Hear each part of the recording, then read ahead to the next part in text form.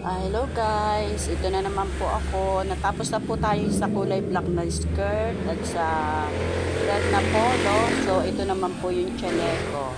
Ito po chaleco ay kulay gray. Nalalagyan po natin ng combination na kulay black. So ito po ang pagtatabas ko. So ayan po, kumuha po tayo ng pinaka-facing po niya. And then ayan po, sukat-sukat po tayo muna ngayon. Ayan po.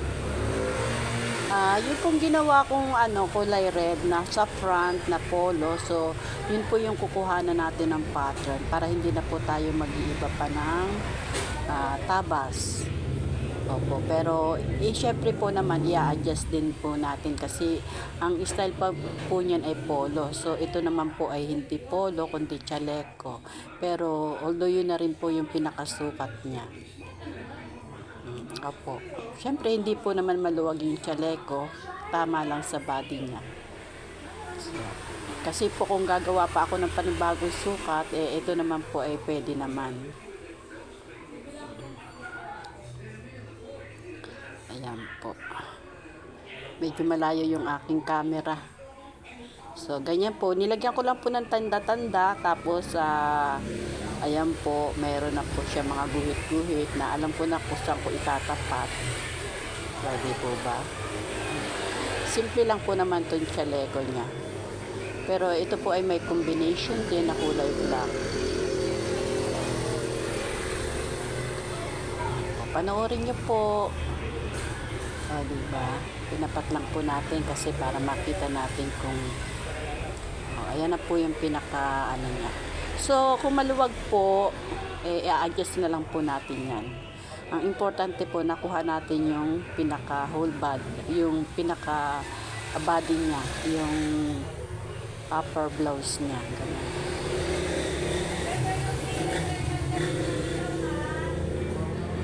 Patatabasin na po natin siya para maging polo na rin po.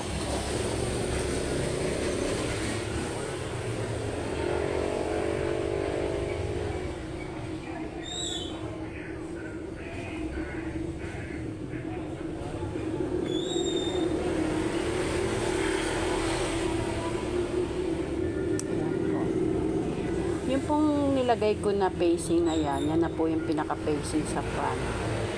So, maglalagay pa rin po tayo ng facing yan para sa armhole.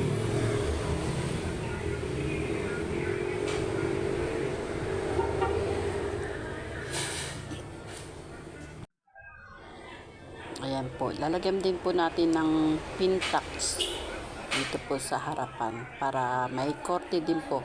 Bali may bulsa po ang kabilang side niyan. Ayan po. So kukuhanin natin ngayon yung pinaka-back niya. Siyempre ilalapat pa rin po natin yung tela. Ayan, ilalapat natin at kukuha po tayo ng back.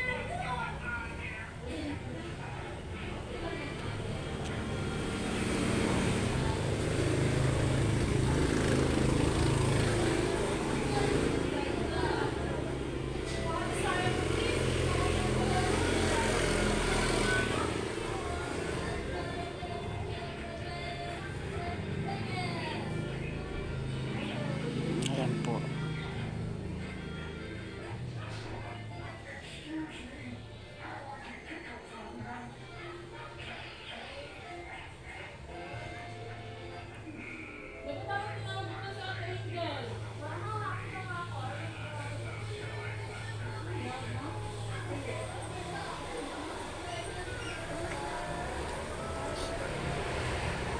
Pagmasdan nyo po at nang kayo ay sana po ay mag-enjoy po kayo sa aking mga ginagawa.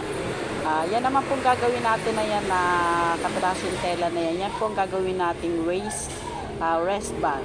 Opo. Hindi po